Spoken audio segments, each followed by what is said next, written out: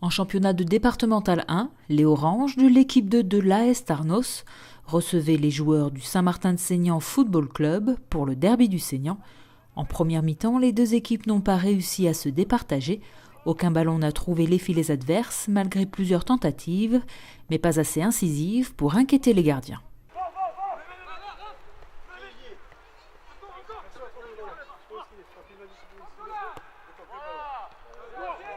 On démarre sur le 11 de départ. On a quand même 5 joueurs qui n'ont jamais joué ou très peu joué avec mon groupe.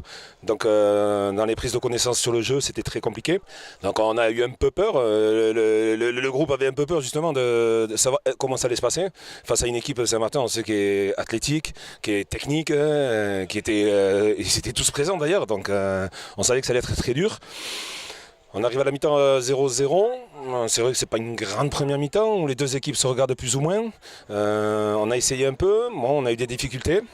Et en deuxième mi-temps, dans les vestiaires, j'ai dit aux joueurs, écoutez, tant pis, il faut le tenter. J'ai confiance en eux. Un match nul aurait été un très très bon résultat. J'ai dit tant pis, on tente quelque chose et il faut aller au bout des choses. Et en fin de compte, ils se sont plus lâchés en deuxième mi-temps. Le but est mérité, le but est logique.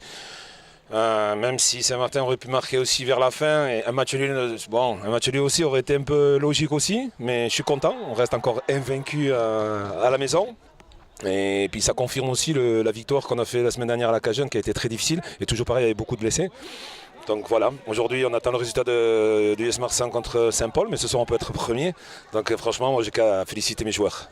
Des joueurs qui ont tout donné en seconde mi-temps en multipliant les attaques. Au final, l'AS Tarnos l'emporte sur le score de 1-0 et conforte sa deuxième place au classement provisoire avec un effectif en constante évolution.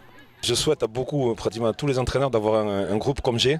C'est-à-dire que s'il manque une pépite ou deux pépites, s'il manque le plus athlétique, on arrive à compenser avec des gamins qui arrivent. Et aujourd'hui, j'ai 3 ou 4 U19.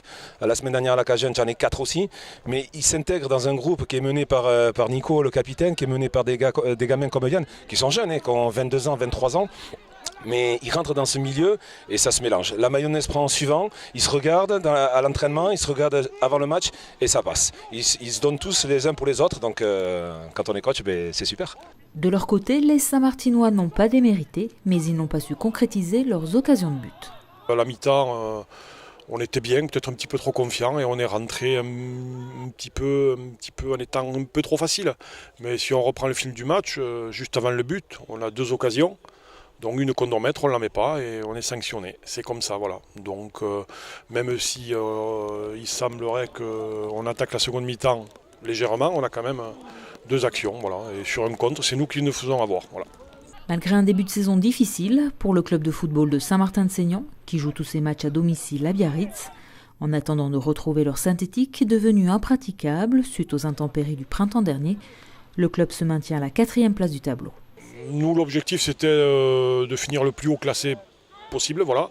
Et première partie de tableau, et voilà, la montée, pas du tout, mais bon, on prend match après match en essayant de tous les gagner, voilà.